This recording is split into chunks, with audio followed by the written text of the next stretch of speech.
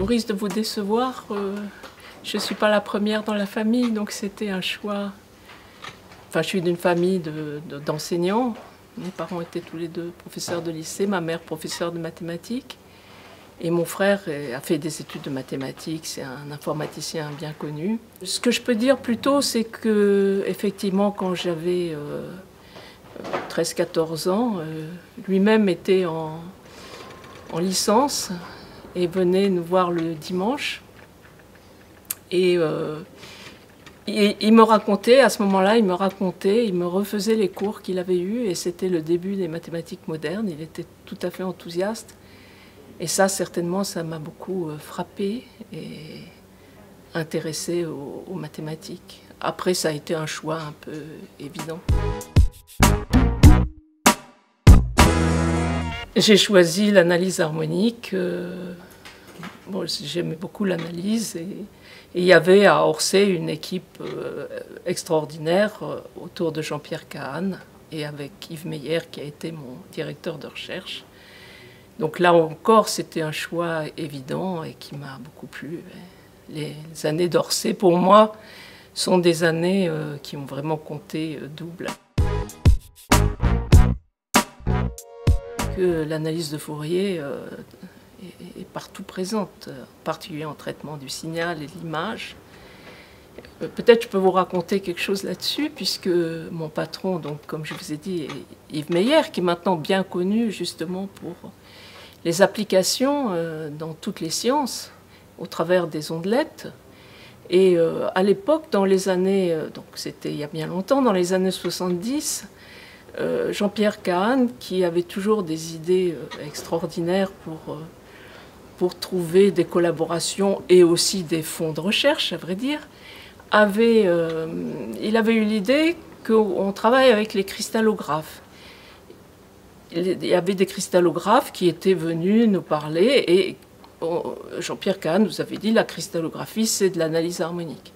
Et à ce moment-là, on n'y comprenait rien, on ne voyait absolument pas le rapport. Et bien sûr, maintenant, tout le monde il y a eu une évolution extraordinaire vers les applications et tout le monde comprend bien effectivement comment, à partir de la cristallographie, on peut se poser par exemple des problèmes intéressants. Et j'ai effectivement un peu travaillé sur des problèmes issus de la cristallographie. Oui, c'est une année qui a quand même compté parce que c'était une année extrêmement occupée. Puisque je suis émérite depuis quelques années, j'ai eu l'impression pendant un an de ne plus être à la retraite, de quitter la retraite pour travailler vraiment à temps plein. Alors je ne vais pas parler des problèmes internes qui sont quand même préoccupants parce qu'il y a, comme vous savez, il y a une mutation complète de l'édition scientifique à l'heure actuelle et que la SMF, en tant qu'éditeur, petit éditeur, est confrontée avec ces problèmes-là. Donc je vais plutôt parler des problèmes grand public. Et effectivement, la SMF est une société savante, il faut arriver à la faire vivre, il faut arriver à la faire vivre au travers de l'adhésion de ses membres et aussi des autres à ses actions, et en particulier vis-à-vis du grand public. Bon, les actions qui se mènent au CIRM sont exemplaires de ce qu'on peut faire pour mettre les mathématiques en valeur et pour arriver à fédérer les mathématiciens là autour. Mais je crois que probablement il y a quelque chose qui nous manque peut-être en France, c'est de se rendre compte à quel point les sociétés savantes peuvent jouer un rôle à côté des pouvoirs publics. C'est le cas dans beaucoup de pays, c'est moins le cas en France. Les collègues sont moins, comment dire, se sentent moins tout naturellement membres d'une société savante. Et peut-être il faut essayer d'évoluer dans ce sens, puisque les sociétés savantes sont quand même un interlocuteur privilégié, par exemple pour les questions d'enseignement. Il en a été beaucoup question pendant tout l'an dernier. On a essayé de faire passer la vision des mathématiciens, par exemple sur la formation des enseignants. Bon, c'est toujours difficile, et on a d'autant plus de poids, bien sûr, que le nombre d'adhérents est plus grand. Au Royaume-Uni, ça l'est, absolument. C'est-à-dire que, oui, j'ai regardé dans les discours du ministre, par exemple, il va citer les acteurs de la vie scientifique, il cite d'abord les universités, puis les sociétés savantes. Alors bien sûr, en France, et j'imagine que c'est la même chose au Royaume-Uni, il y a effectivement une diversité des sociétés savantes. La nôtre a peut-être moins de problèmes que d'autres à se faire à jouer un rôle, mais il y a quand même une évolution à prévoir. Je crois qu'actuellement, il y a énormément de réflexions là-dessus, et sur les stéréotypes, et sur tous les signaux négatifs que reçoivent les filles, avant même de s'être posé la question. Peut-être je peux vous raconter une petite anecdote personnelle qui n'est pas sur les mathématiques elles-mêmes, mais j'ai été directrice de laboratoire pendant des années à Orléans, et un jour j'ai réalisé que j'étais invitée à la mairie. Le maire fait un discours et s'adresse aux gens en disant « Madame, Monsieur le un tel, Monsieur le préfet, etc. » Messieurs les directeurs. Et là, je me suis rendu compte qu'il m'excluait. Et j'ai réalisé après, parce que j'ai écouté après les discours suivants, j'ai été très sensible, que c'était la norme. C'est-à-dire, dans un discours comme ça, vous vous adressez au directeur de laboratoire. À ce moment-là, c'était il y a 20 ans, vous disiez messieurs, sans savoir s'il y avait des femmes ou pas. Probablement maintenant, ça ne se passerait plus comme ça. Mais des signaux du même genre, il y en a tout le temps. Et ce qui est difficile à comprendre dans la parité en mathématiques en France, c'est qu'elle ne s'améliore pas, bien au contraire. Mais en même temps, les femmes qui sont là sont probablement plus visibles que n'était ma génération jusqu'à il y a un certain temps. Moi, j'ai eu l'impression, à un moment, on parle beaucoup du plafond de verre. J'ai vraiment eu l'impression de le franchir à un moment. Et je pense que ce n'était pas uniquement dû à mes mérites personnels, je pense que c'était dû à la société qui avait changé.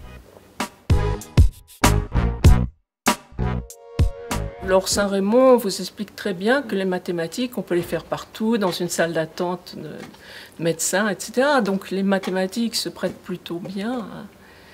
Enfin, sauf qu'elles sont un peu entêtantes quand même. Il y a quand même des aspects un peu particuliers aux maths. Oui, quand on est dans ses pensées, on ne fait pas forcément autre chose de façon aussi performante. Mais par contre, la gestion de l'emploi du temps est quand même plus facile que dans beaucoup de métiers.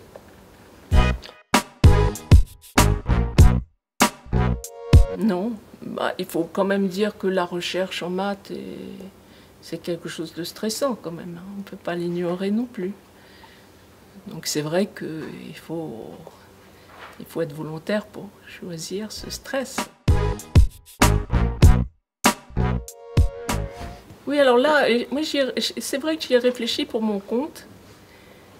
Bon, c'est vrai que j'avais ma mère mais elle était professeure de lycée. Donc à partir d'un certain moment, l'image, elle n'était pas universitaire, elle n'était pas ancrée dans la recherche. Et c'est vrai que cette histoire d'image féminine, ça m'interpelle un peu, parce qu'au fond, moi j'ai l'impression que les modèles masculins me convenaient pas mal aussi. Et il y a peut-être un changement aussi, ou une prise de conscience. Et puis, bon, j'appartenais à un tout petit milieu, c'est possible. C'est une question, c'est vrai. Mais enfin, cela dit, sachant qu'effectivement, il y a cette demande, bien sûr, et il s'agit aussi de la satisfaire. Par exemple, c'est sûr que pour moi, ça change les choses en ce sens que... bon, par exemple, être président de la Société mathématique de France, peut-être que si j'avais pas été une femme, je me serais dit c'est trop tard, qu'est-ce que j'en ai à faire. Il y avait une sorte de devoir, effectivement, que j'aurais peut-être pas eu, qu'un homme n'aurait peut-être pas eu.